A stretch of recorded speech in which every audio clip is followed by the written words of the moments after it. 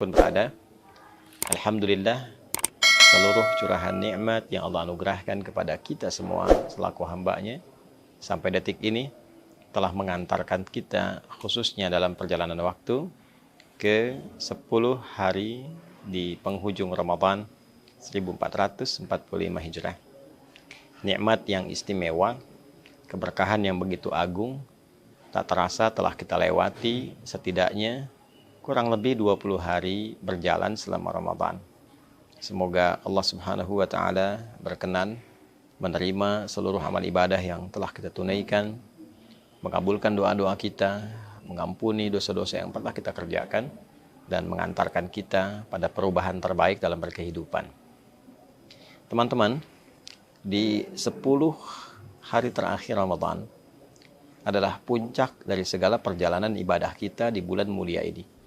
Sekaligus akan mengantarkan kita pada keistimewaan yang tidak biasa, pada keagungan yang begitu menggetarkan kepada jiwa, dan mendatangkan peluang yang begitu dahsyat yang boleh jadi tidak ditemukan di waktu-waktu lainnya.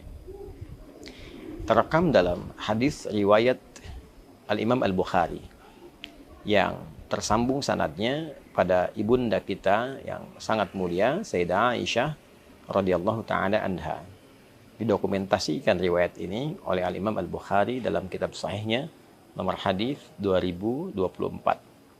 Sayyidah Aisyah menyampaikan, atau kama qalat, "Idza dakhala al-'ashru min Ramadan." Di riwayat lain, "Idza dakhalatil 'ashru." Jika telah tiba 10 hari terakhir di bulan Ramadan, syadda an-nabiyyu sallallahu alaihi wasallam mi'zarahu wa ahya lailahu wa aiqadha ahlahu. Adalah Nabi SAW memiliki kebiasaan beliau mengencangkan sarungnya, kemudian beliau menghidupkan malamnya, dan beliau membangunkan keluarganya. Tafsir ulama, terutama para pakar hadis, dari 3 kebiasaan Nabi SAW ini memberikan satu kesimpulan bahwa ada yang istimewa di 10 hari terakhir di bulan Ramadan sampai Nabi mengencangkan sarungnya.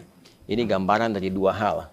Yang pertama adalah mengencangkan sarung itu satu kinayah dalam bahasa Arab untuk menunjukkan menepikan pergaulan dengan istri dalam hal hubungan biologis, karena ada sesuatu yang sangat penting yang ingin diburu. Saking pentingnya hubungan biologis dengan istri pun ditepikan terlebih dahulu untuk mengejar sesuatu yang sangat istimewa ini.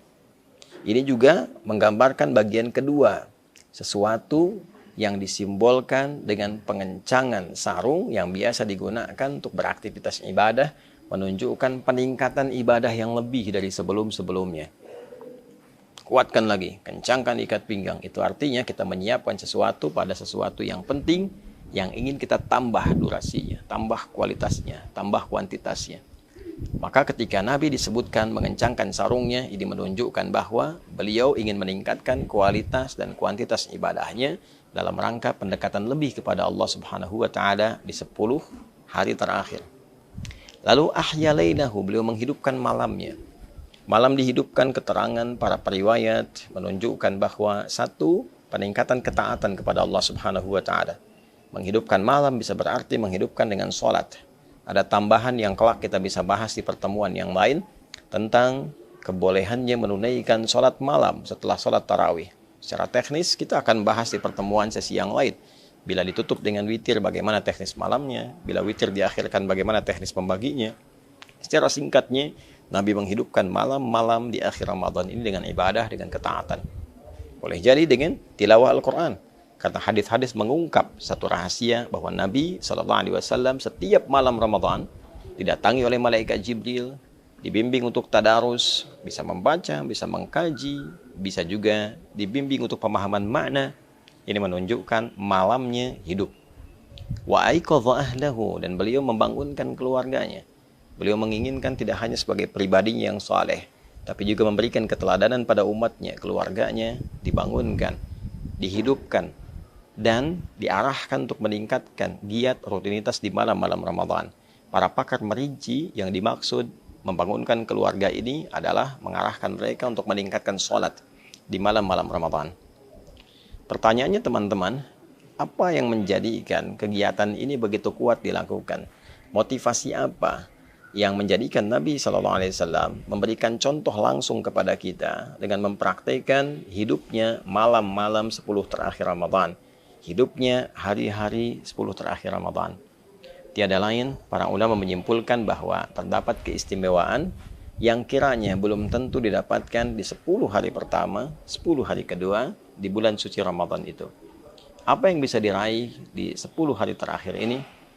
Beberapa ulama merinci keterangan yang disambungkan pada riwayat-riwayat yang sahih dari Nabi SAW adalah yang pertama, peluang yang sangat besar untuk mendapatkan malam Al-Qadar. Malam Al-Qadar tentu kuasa Allah untuk menurunkannya. Bisa di awal Ramadan, pertengahan Ramadan, atau bahkan akhir Ramadan. Namun kebiasaan yang berlangsung pada kehidupan Nabi SAW, salah satu riwayat sering menunjukkan bahwa kedatangan malam Al-Qadar seringkali terjadi di akhir-akhir Ramadan. Tepatnya di antara 10 malam-malam akhir Ramadan. Sehingga beberapa riwayat pernah menunjukkan, ada yang menyimpulkan pernah terjadi malam 27, ada yang menyimpulkan pernah terjadi malam 23, sehingga dari untayan riwayat ini ada yang bahkan memburu malam-malam ganjilnya. Sekalipun kuasa Allah bisa mendatangkan di malam genapnya, ganjil bisa, genap bisa. Artinya 10 malam terakhir Ramadan begitu istimewa. Saat seseorang mendapati malam Al-Qadar itu, artinya ia mendapatkan anugerah tak terkira. Semua kegiatan yang dikerjakan dalam bentuk ibadah dilipat gandakan sampai dengan lebih dari 1000 bulan.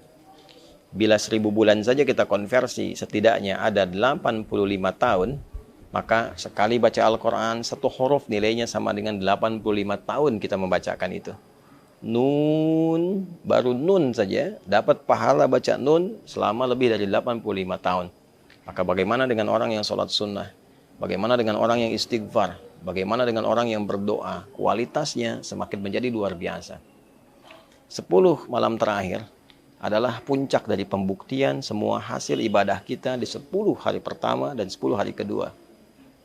Saya sering gambarkan kalau orang sudah merasakan nikmatnya satu makanan, tentu dia akan berburu lebih kuat lagi tentang makanan itu. Kalaupun kita kasih contoh yang sederhana, 10 hari pertama diberi kerupuk, 10 hari kedua diberi kerupuk. Begitu masuk 10 hari ketiga, bukankah kita sudah menunggu kerupuknya? Apalagi kalau menunya begitu lezat. Maka orang-orang yang menikmati 10 hari pertama, 10 hari kedua, dia akan semakin mengencangkan ikat pinggangnya untuk menghidupkan 10 hari terakhir, karena ini puncak Ramadan. Belum tentu bertemu dengan Ramadan di tahun yang akan datang.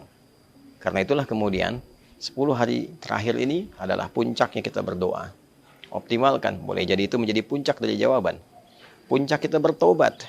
Dan puncak kita menunjukkan kesungguhan kepada Allah saat sebagian orang-orang yang bahkan mengatakan beriman sedang disibukkan oleh urusan dunianya. Betapa sebagian sudah berpikir tentang mudik. Tidak salah, sah-sah saja. Dan boleh jadi kita berhusnudzan di perjalanan mereka mengisi dengan tilawah, mengisi dengan ibadah, alhamdulillah.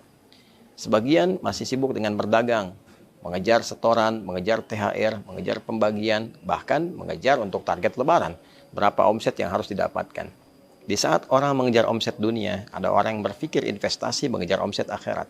Maka dia tukar dunianya untuk mengejar akhiratnya. Dan itu luar biasa. Pada saat itu bisa kita lakukan, maka rahmat Allah turun dengan lebih luas di situ. Pertaruhan antara akhirat kita yang meninggalkan sementara kegiatan dunia, atau kita tarik dunia menuju akhirat, itulah yang berpeluang besar menghadirkan rahmat Allah sehingga mampu membebaskan kita dari ancaman neraka. Itu sebabnya 10 hari terakhir sebagian ulama berkomentar bahwa ini potensi besar untuk membebaskan kita dari jeratan neraka. Itqum minan nar. Bila 10 hari pertama rahmat begitu banyak, 10 hari kedua maghfirah, peluang ampunan, kesungguhan ditunjukkan, maka 10 hari ketiga adalah fokus peningkatan, pendekatan kepada Allah sehingga kita bisa mampu meningkatkan diri dengan berpeluang besar mendapatkan rahmat Allah yang membebaskan kita dari ancaman dan jeratan neraka. Saudara, Allah memberikan kesempatan pada kita berulang tahun, berulang waktu datangnya Ramadan. Mungkin yang sebelumnya belum optimal, sebelumnya lagi belum bisa maksimal. Jika Allah sudah berikan berulang selama hidup sampai detik ini belum mampu kita manfaatkan, berapa Ramadan lagi yang kita butuhkan untuk bisa mengoptimalkan diri kita mendekat kepada Allah Subhanahu wa taala. Semoga 10 hari terakhir ini kita mendapatkan keistimewaannya, kita meraih peluangnya, dapat malam Al-Qadar, dapat ampunan dari Allah, terkabul doa kita, dan diberikan oleh Allah kebahagiaan untuk kembali kepada fitrah, menyongsong Idul Fitri yang lebih baik untuk diri kita, keluarga kita, masyarakat kita, bangsa, negara kita, dan khususnya umat Islam di dunia ini dan kehidupan berperikemanusiaan dalam skala yang lebih luas. Rabbana taqabbal minna innaka antas sami'ul alim wa tub 'alaina innaka antat tawwabur rahim. Wa sallallahu ala sayyidina Muhammad wa ala alihi wa sahbihi ajma'in. Wa akhiru da'wana alhamdulillahi rabbil alamin. Adi Hidayat Mira. Assalamualaikum warahmatullahi wabarakatuh.